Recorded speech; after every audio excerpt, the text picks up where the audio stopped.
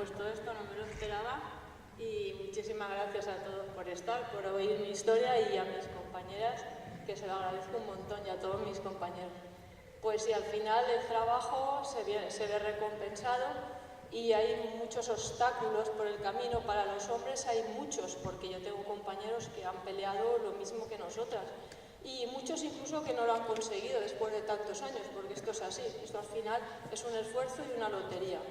Y entonces, pues cuando lo consigues, ahí estás. Y el tiempo al final pues hace un desgaste que te pasa factura.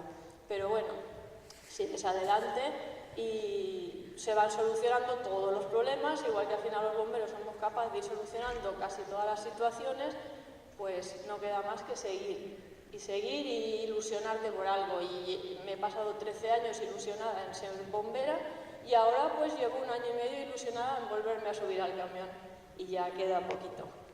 Pues nada, animo a todas las chicas a que sigáis.